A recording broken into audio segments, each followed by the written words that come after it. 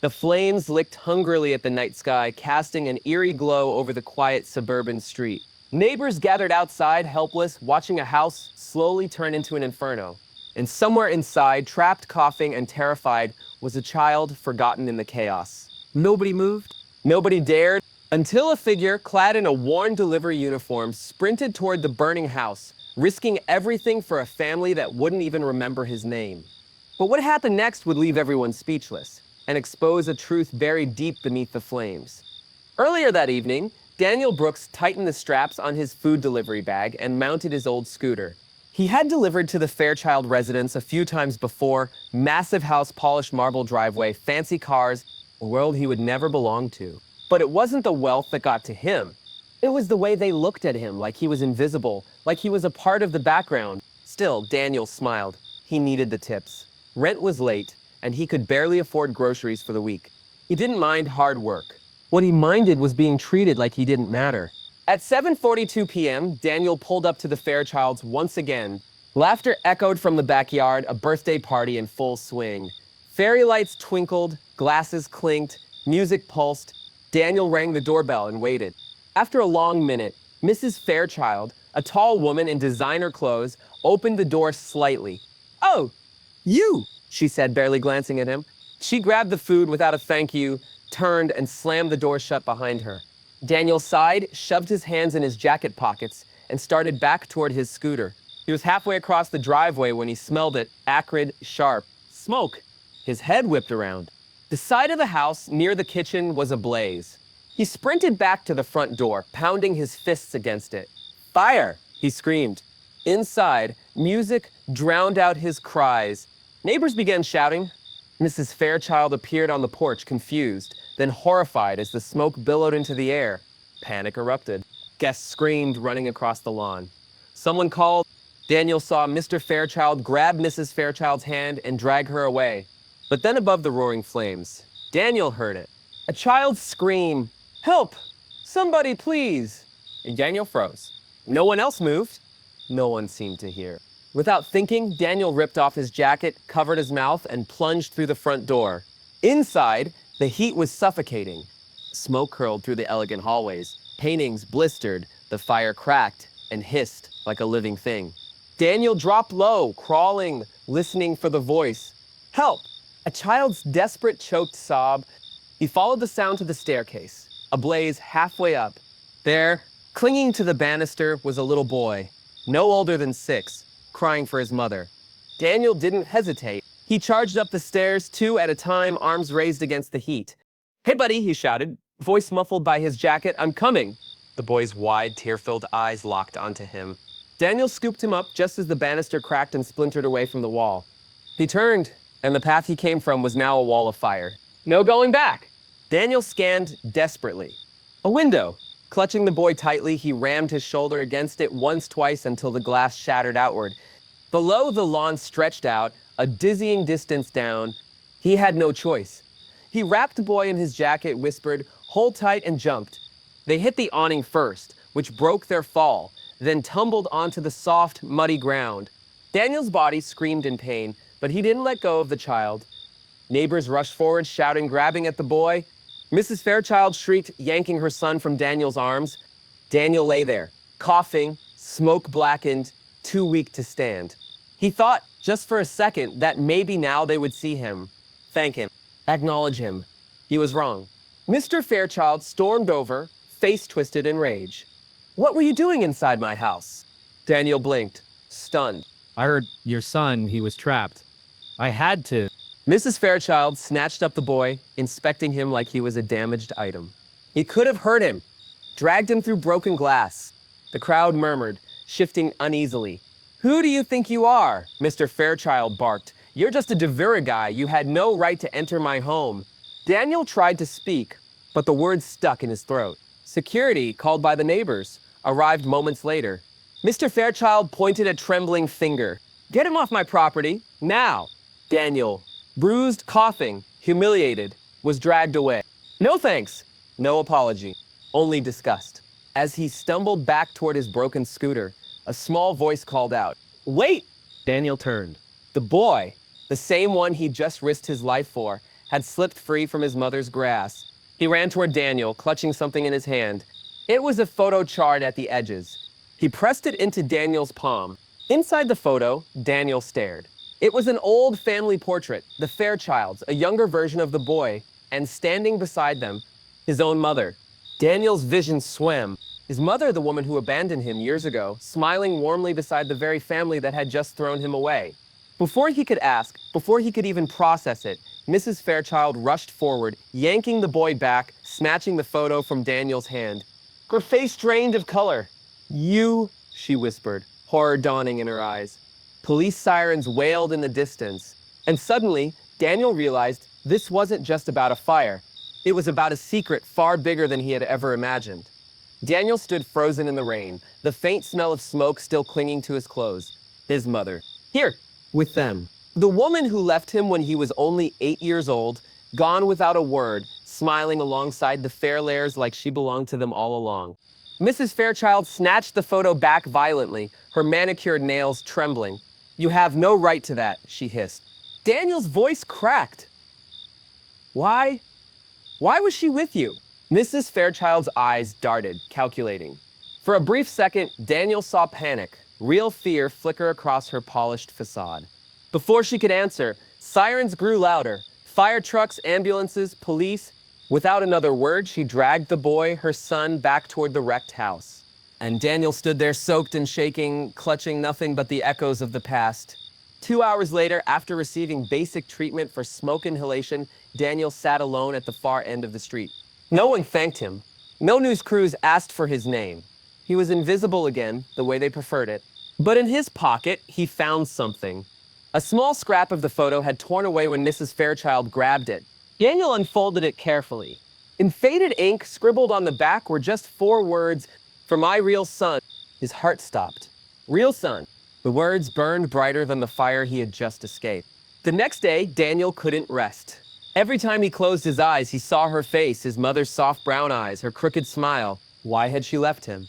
Why was she with them? He had to know. He returned to the ruins of the Fairchild house. Fire tape lined the property. Blackened wood and charred beams lay scattered. No one noticed him. He slipped around the back to a place he remembered from his deliveries, the side entrance to the kitchen. There, tucked under a scorched garden gnome, he found it, a brass key. The staff entrance key, probably left by the cleaning crew who had fled during the fire. Daniel hesitated. Then, swallowing his fear, he slipped inside the wreckage. Inside, the house smelled of damp ash and burnt plastic. Daniel moved carefully, the floor creaking dangerously under his weight. In what remained of the living room, a charred photo album lay half buried under rubble. He pulled it free, coughing. Flipping it open, his hands shook. Page after page of happy family photos, the Fairchilds at holidays, vacations, birthdays, and tucked among them, scattered without care, photos of his mother. Photos of her holding the Fairchild children. Photos of her dressed in a maid's uniform. Photos of her standing a step behind Mrs. Fairchild, eyes empty, smile strained. Daniel stumbled backward, the breath knocked from his lungs. His mother hadn't abandoned him for a better life. She had been a maid here, a servant, a ghost in someone else's castle, and somehow she had disappeared from his life and into theirs. Why? And why had they kept it secret? A loud noise snapped Daniel out of his thoughts. Footsteps, heavy, angry. He turned and came face to face with Mr. Fairchild. Mr. Fairchild's face twisted in rage. "What are you doing here?" he barked. Daniel swallowed. "I need answers." "You're trespassing," Mr. Fairchild growled, stepping closer. "Get out before I call the cops again." Daniel clenched his fists. "My mother, she worked here, didn't she?" Mr. Fairchild sneered. "She was nobody. Just a housekeeper who forgot her place." Daniel's chest heaved. "What happened to her?" A cruel smile played at Mr. Fairchild's lips. "She got what happens to all the help who forget they're disposable." Daniel's vision blurred with fury. "You're lying." "Believe what you want," Mr. Fairchild said, turning away. "It won't change anything." But as he left, Daniel noticed something, a glint of silver tucked into the man's coat. A locket. The locket his mother used to wear, the one she promised, was only for him. Daniel stepped forward. "That belongs to me." Mr. Fairchild froze, and slowly he pulled a pistol from inside his coat. The cold metal glinted under the ruined chandelier light. "This ends now." he said softly. Daniel backed up, heart pounding. But behind him, another door creaked open, and a new voice, calm, chilling, said, "He's right! It's time you face the truth, Charles." Mrs. Fairchild stood there, and she wasn't alone. Beside her stood someone Daniel hadn't seen in almost 2 decades. Someone he thought was dead. Someone who knew everything. The screen fades to black. Daniel turns slowly, heart pounding in his ears. Standing beside Mrs. Fairchild was a woman, hair streaked with gray, face lined with years of hardship. But he knew those eyes. "Mom?" Daniel choked out, voice cracking. Her hand trembled at her side. "It's me, baby," she whispered. Tears blurred Daniel's vision. All the years of pain, abandonment, unanswered questions, crashing down at once. Mr. Fairchild scoffed behind him. "This little reunion changes nothing." Daniel stood frozen, torn between fury and longing. Daniel stepped forward. "Where have you been?" His voice cracked, raw and broken. His mother, her name was Elena, swallowed hard. "They wouldn't let me leave," she whispered. Daniel frowned. "What are you talking about?" Mrs. Fairchild's mask of politeness cracked. "She signed a contract. She snapped. She belonged to us." Daniel's stomach churned. Belonged. Like a thing, not a person. Mr. Fairchild smirked cruelly. "She ran away once. We brought her back. After that, she knew her place." Daniel's hands shook with rage. "You imprisoned her?" "She had debts," Mrs. Fairchild said coldly. "We took care of her, fed her, gave her a roof." Daniel turned to his mother, tears streaking his face. "Why didn't you fight? Why didn't you come back for me?" Elena's face crumpled. "They threatened you," she whispered. "Said they'd hurt you if I didn't stay." Daniel staggered back. All these years, he thought he'd been abandoned, unloved, forgotten. But in truth, she stayed away to keep him safe. His knees buckled, and he sank against a scorched wall, burying his face in his hands. Elena dropped beside him, clutching his shoulders. "I never stopped loving you," she sobbed. "Every day I prayed for you. Every birthday I lit a candle." Mr. Fairchild rolled his eyes. "What a touching scene." Mrs. Fairchild sneered. "Too bad none of it matters now." Suddenly, Mr. Fairchild raised the pistol again. "Enough." Rachel, who had followed Daniel in secret, burst through the broken door, shouting, "Police are on the way." Mr. Fairchild laughed bitterly. "No one's coming fast enough." He pointed the gun at Daniel. "I should have ended this the moment you showed up at my door with that delivery bag." Mrs. Fairchild stepped forward, voice trembling. "Do it." Elena threw herself in front of Daniel. "No, take me. Let him go." Tears streamed down Daniel's face. "No, I'm not losing you again." The gun wavered. The sirens grew louder outside, but still distant. Daniel stood slowly, shielding his mother with his own body. "Shoot me then," he said, voice shaking but firm. Mrs. Fairchild sneered. "You're nothing but a stray. One less mouth to feed." Mr. Fairchild's finger tightened on the trigger. Rachel screamed, "Don't." A deafening bang shattered the silence. For a moment, no one moved. Daniel opened his eyes and realized it wasn't him who had been shot. Mr. Fairchild staggered back, clutching his arm, a clean bullet wound. Behind him, at the edge of the property, stood a uniformed officer, gun drawn. "Drop the weapon," the officer roared. Mr. Fairchild dropped the gun, blood leaking between his fingers. Rachel rushed to Daniel's side, pulling him and Elena away. Mrs. Fairchild screamed as officers swarmed the property. As paramedics tended to Mr. Fairchild and the police handcuffed Mrs. Fairchild, Daniel sat numbly beside his mother. Rachel squeezed his hand. "You're safe now," she whispered. But Daniel shook his head slowly. "No," he said, voice hollow. "It's not over." Rachel frowned. "What do you mean?" Daniel pulled out the charred scrap of photo again, the one the boy had given him. Behind the image, under the faded ink, there was more. A second layer of writing, hidden under years of grime and fire damage. Rachel leaned closer. Daniel's voice trembled as he read, "If you find this, look under the floorboards." Rachel's eyes widened. "Floorboards where?" Daniel looked back at the ruins of the house, the place where it all began. His heart pounded with a new kind of fear. Because if the Fairchilds had locked away his mother for what she knew, what had they hidden beneath the floor? And who would kill to keep it buried? The camera pans up from the destroyed home and fades to black. The next morning, while the neighborhood remained cordoned off by police tape, Daniel slipped past the yellow barriers. Rachel was right behind him, her face pale but determined. The house stood gutted by fire, a blackened skeleton of the mansion it once was. But it wasn't fear Daniel felt now. It was a simmering rage and a desperate hunger for the truth. He stepped through the broken frame of the front door.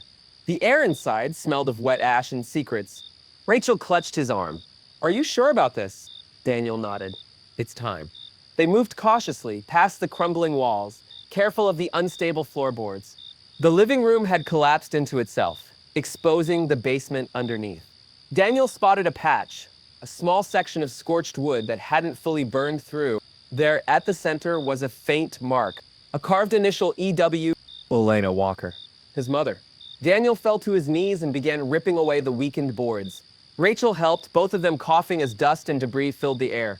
Finally, they uncovered a hidden compartment, a small metal lockbox buried beneath layers of soot and grime. Daniel pried it open. Inside were documents and a single flash drive. Rachel unfolded one of the papers. Her eyes widened in horror. "Daniel, these are adoption papers." Daniel frowned. Adoption? Rachel nodded, voice shaking. "Your mother was forced to sign away her parental rights. The Fairchilds legally severed you from her, made it impossible for her to reclaim you." Daniel's heart twisted. He flipped through more papers, financial records, blackmail letters, surveillance photos. They hadn't just imprisoned his mother. They had systematically destroyed her life and ensured Daniel would grow up alone, forgotten. Rachel opened the flash drive on her phone. Hidden camera footage played. Mr. Fairchild, years ago, standing over a younger Elena. "You belong to us now, and if you ever try to leave, we'll make sure your son disappears." Daniel's fists clenched so tight that his nails dug into his palms. Tears streamed down Elena's face in the video as she signed the documents, hands shaking, lips trembling. Rachel whispered, "We have to go public. We have proof now." Daniel stared at the flash drive, feeling its weight in his hand. "They stole my life." Rachel put a hand on his shoulder. "They can't steal your future." Daniel wiped his eyes. "We bring this to the media, to the police, to everyone." They barely had time to breathe when the creak of boots echoed through the ruined house. Rachel gasped. A group of men in dark suits emerged from the shadows, unmarked badges clipped to their belts. "Put it down," one barked, pointing at the flash drive. Daniel tucked it into his pocket, standing tall. "Who are you?" "We're here on behalf of the Walker Trust," the lead man said, voice sharp. "Private security, return the stolen property." Rachel stepped protectively in front of Daniel. "It's not stolen. It's his life." The man's smile was chilling. "You think justice cares about that?" Daniel grabbed Rachel's hand. "Run." They sprinted toward the back of the house as the men shouted, giving chase. Rachel stumbled on loose debris, but Daniel caught her, pulling her upright. They burst out the shattered kitchen door and into the thick woods behind the estate. Branches clawed at them, the ground muddy and slick from last night's rain. Gunshots cracked in the distance. "Keep going," Daniel shouted. Adrenaline fueled them. But they couldn't outrun what was coming, because when they finally stumbled onto the main road, more black SUVs were waiting, engines idled, doors open. And stepping out from one of the vehicles was a woman they both recognized instantly, Mrs. Fairchild. Calm, smiling faintly. "You really thought you could destroy everything we've built?" she said smoothly. "You're just a mistake we erased years ago." Rachel gritted her teeth, standing firm beside Daniel. But Mrs. Fairchild only chuckled. "You want the truth, Daniel?" she said, voice dropping. "You're not just my maid's son." She stepped closer, her eyes glittering with cruelty. "You're mine." The words hit Daniel like a freight train. Rachel gasped. "What?" Mrs. Fairchild's smile widened. And as Daniel stood frozen in shock, the men moved in, surrounding them, ready to take back what they'd leave still belonged to them. The camera pans out over the trapped figures in the middle of the road and fades to black, the world tilted beneath Daniel's feet. The words echoed inside his skull. "You're mine." Mrs. Fairchild stood calmly, her designer coat pristine despite the wreckage behind her. The private security men tightened their circle around Daniel and Rachel. Rachel whispered, "She's lying. She has to be." Daniel's throat was dry, his fists clenched. He wanted to believe Rachel. He needed to. But the certainty in Mrs. Fairchild's cruel smile dug into his chest like a knife. "You're insane," Daniel spat. Mrs. Fairchild chuckled, as if amused by a child's tantrum. "Ask Elena," she said. "Ask her what she did. Ask her whose blood you carry." Rachel shook her head furiously. "She's trying to confuse you, to control you." Mrs. Fairchild's voice turned syrupy sweet. Don't you wonder why you never fit in anywhere? Why she kept you hidden, poor desperate? Daniel's hands trembled. I know who I am, he said. Mrs. Fairchild's smile widened. Do you, or do you just know what she told you to believe? Behind him, Rachel whispered fiercely, Daniel, listen to me. You owe her nothing. You are who you choose to be. Mrs. Fairchild gestured to her guards. Come with me willingly, she said, and I'll show you the proof. Daniel looked around. The woods. The black SUVs. The flash drive in his jacket pocket, still containing the evidence that could destroy them all. And between it all, the ghost of the boy he used to be, starved for answers. He took a shaky step forward. Rachel grabbed his arm. No. Before anyone could react, a gunshot cracked through the air. One of the security guards cried out, collapsing. From the trees, new figures emerged, local police, FBI agents, shouting, weapons drawn. Drop your weapons, hands where we can see them. Panic exploded. Rachel yanked Daniel backward, shielding him. Mrs. Fairchild cursed under her breath, stepping behind her men. Bullets flew. Officers tackled the guards. In the chaos, Mrs. Fairchild slipped into one of the SUVs and peeled off down the road. Agent Marsh, battered but alive, appeared through the chaos, grabbing Daniel's shoulder. You okay?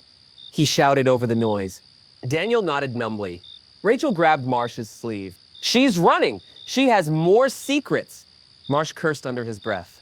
We'll get her, but right now, you need to be somewhere safe. Hours later, in the safety of a police safe house, Daniel sat with Rachel, Elena, and Agent Marsh. On a dusty table sat two things. The flash drive Daniel had found beneath the floorboards.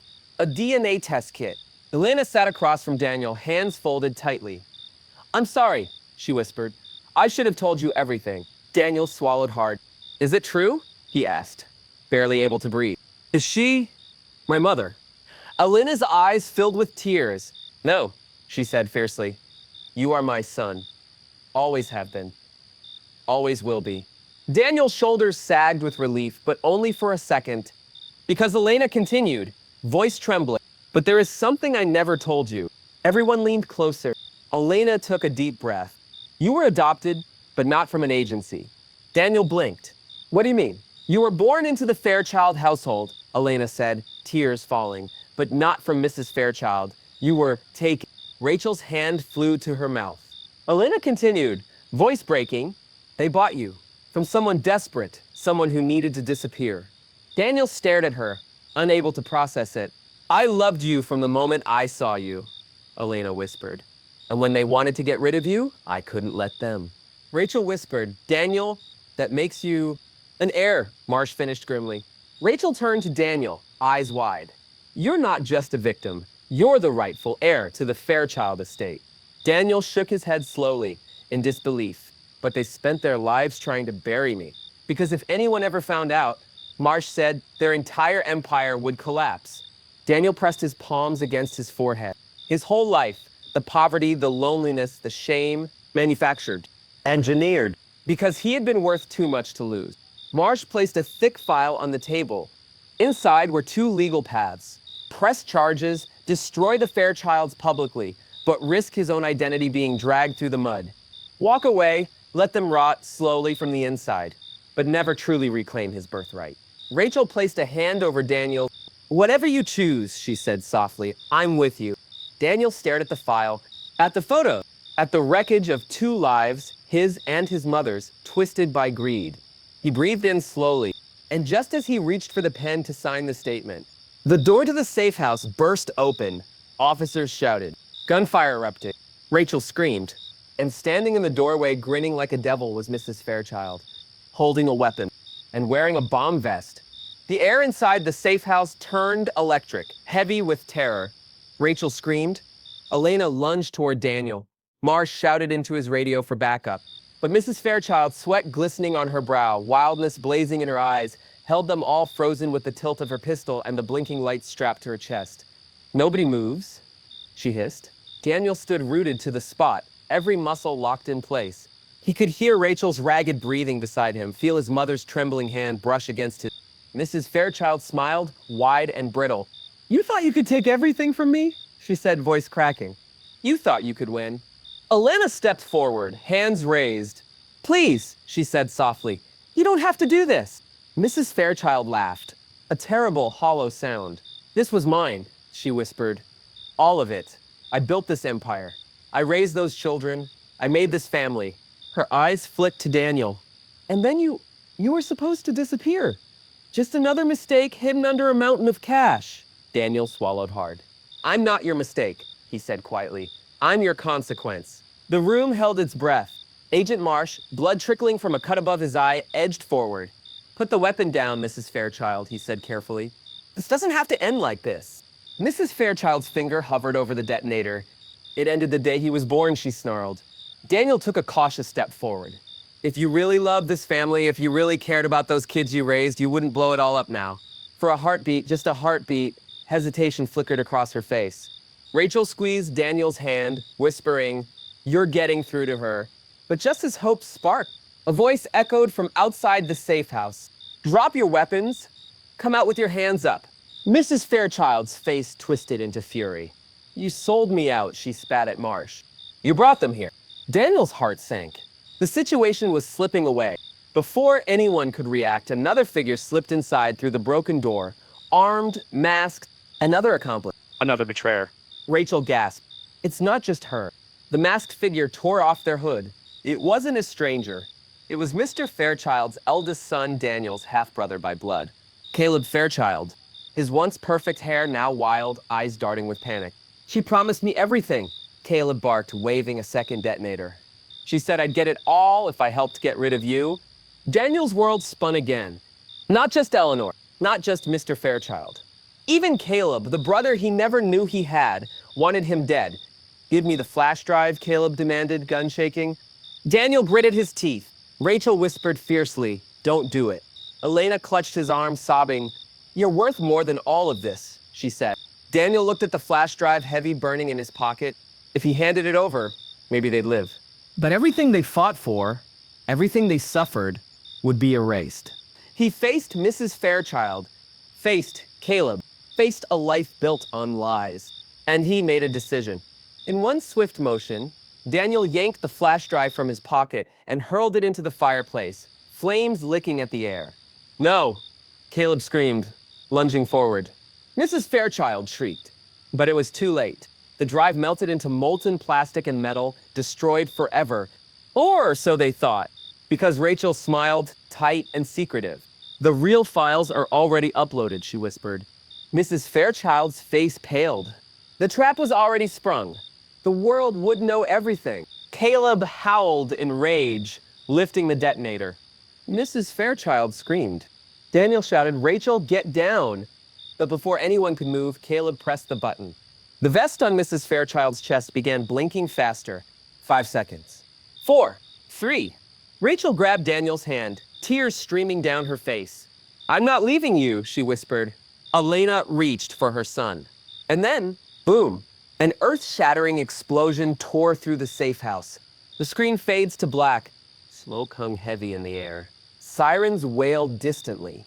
The shattered remains of the safe house smoldered under the gray morning sky. For a terrifying moment, there was no movement, no sound. And then, rubble shifted. A battered hand pushed up through the debris. Daniel coughed violently, struggling to breathe, his ears ringing from the blast. Rachel emerged beside him, her face bloodied but alive, clinging to his jacket. Daniel, she rasped, sobbing. He grabbed her hand, pulling her close. We're alive, he whispered hoarsely. We made it.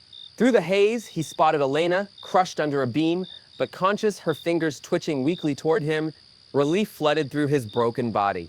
Paramedics and agents swarmed the scene minutes later. Daniel, Rachel, and Elena were pulled from the wreckage. Agent Marsh, bloody but breathing, staggered to his feet, barking orders. Mrs. Fairchild was found barely clinging to life, her bomb vest only partially detonated.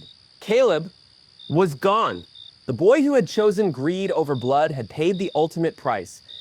Daniel sat on the edge of an ambulance, a blanket draped over his shoulders, watching it all unfold. And for the first time in his life, he didn't feel invisible. He felt seen. The media exploded with the story. Fairchild Empire exposed, years of abuse, fraud, and lies. Mrs. Fairchild, too weak to flee, was arrested from her hospital bed. Investigations uncovered layers of corruption, falsified documents, human rights violations, stolen inheritances. Every lie burned under the harsh light of justice. The Fairchild name, once synonymous with prestige, crumbled like a house of cards. Weeks later, Daniel stood at the edge of a small park in the city, staring at a modest building. The sign above read, "The Elena Foundation, a place to start again." Funded with reparations seized from the Fairchild estate, the foundation offered shelter, legal aid, and education to those exploited or discarded by the powerful. Elena stood beside him, tears glistening in her eyes. "You did this," she whispered. Daniel smiled softly. "No," he said, wrapping an arm around her shoulders. "We did." Rachel approached, holding a small set of keys. "I think it's time," she said, beaming. That evening, Daniel stood inside his very first apartment. Tiny, a little rough around the edges, but his...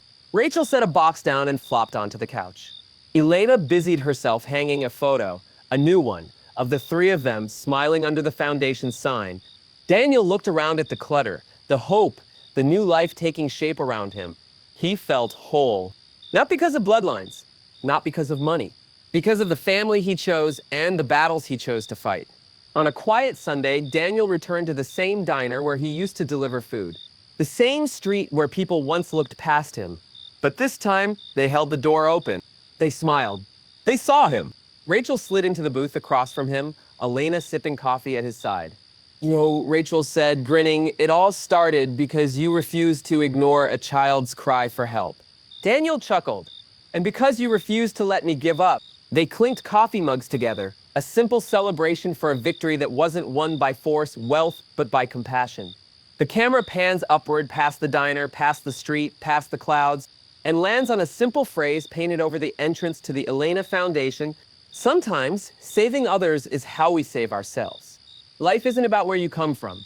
It's about what you choose to stand for when no one else will. It's about courage in the face of cruelty, kindness in the face of indifference, and believing even when the world says otherwise that your story matters. Dilating, what lesson did you learn from Daniel's journey? Have you ever had to fight for your own truth? Drop your reflections in the comments, and if this story touched your heart, don't forget to like, share, and subscribe.